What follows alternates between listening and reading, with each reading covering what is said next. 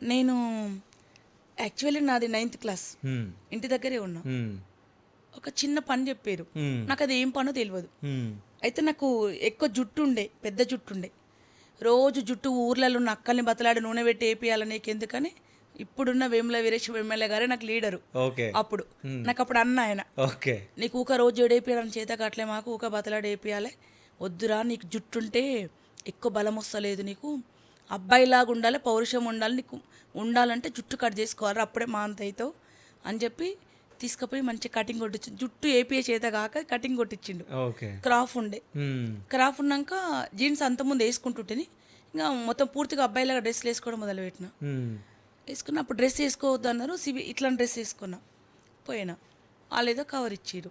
నా సంచి నాకుంది, అందులో పెట్టుకొని వచ్చిన. హ్మ్. భువనగిరికి వచ్చినాక బస్సు ఆపినాక పోలీసు వాళ్ళు ఎక్కిరు బస్సు. ఆ. వాళ్ళు ఎందుకు ఎక్కిండ్రో నాకు అర్థమవుతలే. ఫ్రాంక్ ఏంటంటే నేను అలర్ట్గా ఉన్నా, హ్మ్. నా దగ్గర ఏముందో నాకు తెలియదు. హ్మ్. నేను ఎక్కనైతే ఎక్కినా. హ్మ్. ఎక్కిండ్రు, నాకు అర్థమైపోయింది దోలాడుతున్నారు. నన్ను ఈజీగా గుర్తుపట్టే మైనస్ ఏంటంటే నాకు రాఫ్. హ్మ్. ముందు నుంచి ఎక్కిరు, వెనక నుంచి దిగిన. ఓకే. దిగినాక వాళ్ళు సివిల్ డ్రెస్సులు ఉన్నారు. మమ్మల్ని పట్టుకోవడానికి ఎవరు యూనిఫామ్లో రారు, సివిల్ డ్రెస్సులు ఉన్నారు. ఎక్కి దిగి దబా పోతున్నా. ఏం చేయాలో నాకు జేబు ఉంది కదా, పాకెట్ తీసి అందులో లెటర్ ఉంది తీసుకొని నోట్లో పెట్టుకొని అంతా నమలేసి దాన్ని మింగేసిన లోపలికి. ఆ. మింగిన దానిపైన ఉన్న పేపర్ గట్టిగా ఉంది, ఎవరు సీల్ తీయొద్దు కదా, పిన్స్ కొట్టింది. హ్మ్. ఇది మింగగలిగింది కానీ ఆ పేపర్ గట్టిగా ఉన్న పేపర్ మింగలేకపోతున్నా దాన్ని. నేను హ్మ్. ఏం చేసినంటే తీసి ఇట్లా చెట్లకి ఇసిరేసిన, ఇట్లా చింపుకుంటే ఇసిరేసిన. ఆ భువనగిరి బస్ స్టాండ్ ఇట్లా ఎత్తుంటుంది కదా, అది దాటే వరకు వచ్చి పట్టుకుర్రు.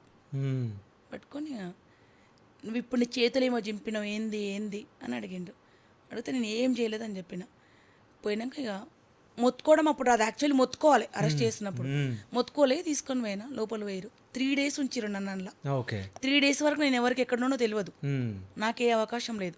3 days తర్వాత అందులో మా ఊరు కానిస్టేబుల్ యాదగిరి అని ఒక అన్న ఉంటాడు, ఆ సార్ ఉంటాడు. ఆయన నాకు తెలియదు, ఆయన మా అమ్మ అంటుండే పోలీసు అని కూడా నాకు తెలియదు అప్పుడు. హ్మ్. ఆయన బాబుకి ఇన్ఫర్మేషన్ ఇచ్చిండు ఫోన్ ఓకే. చేసి, హ్మ్. బుజ్జిని పట్టుకొచ్చి రిటర్న్ ఉన్నారని.